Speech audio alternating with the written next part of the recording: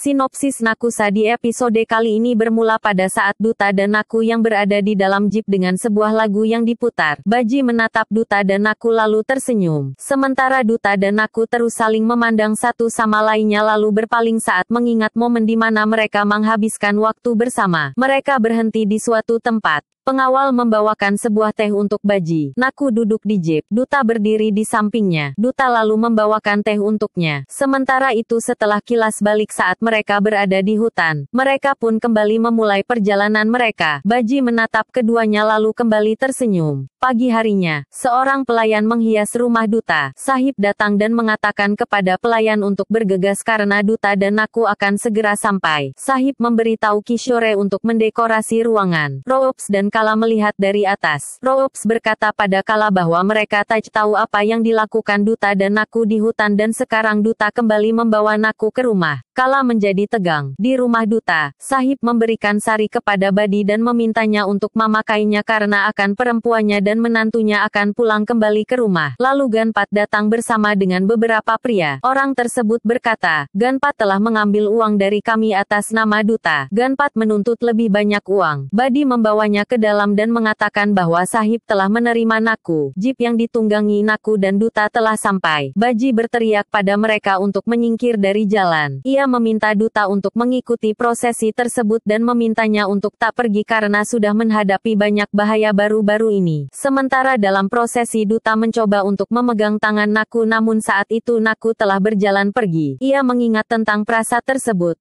Duta menahan diri pada Naku namun ia tak tahan dan justru terjatuh ke tanah dan salah satu pria anak pun memegangi Naku. Baji dan rekannya juga menjadi korban prasat. Duta pingsan dan orang-orang pun mengelilinginya. Duta mendapatkan kesadarannya kembali dan melihat Ana. Ana berkata kepadanya bahwa hidup seperti pohon raksasa yang berada di atas puncak yang lain. Salah satu pria Ana memintanya untuk menembak Duta namun Ana berkata bahwa mereka akan membawa istrinya. Ana dan anak buahnya pun pergi bersama dengan Naku. Sementara di rumah Duta semua orang menunggu kedatangannya. Tak lama kemudian Duta datang dengan terengah-engah. Semua orang terkejut melihatnya. Duta teringat bagaimana Ana menculik Naku. Badi dan Ganpat bertanya mengenai Naku. Duta menjawab bahwa Ana telah menculik Naku. Badi menjatuhkan nampan puja. Kala tersenyum licik sementara semua orang merasa terkejut. Kala berbicara tentang Raffi dan Supriya kepada Duta. Duta merasa gelisah dan marah. Kala meminta Duta untuk membuka amplop. Ia mendapatkan sebuah foto pernikahan Raffi dan Supriya serta membaca suratnya yang berisikan bahwa Nakulah yang telah membantu Raffi dan Supriya menikah. Duta melihat ke arah Kala dan mengingat penculikan anak kepada Naku. Kala bertanya, apakah itu cukup atau kau masih ingin pergi menyelamatkannya? Duta hanya terdiam dan berjalan keluar. Baji meminta dengan menelungkupkan tangannya kepada Duta untuk menyelamatkan Naku. Duta berhenti dan membuang pistolnya. Badi meneteskan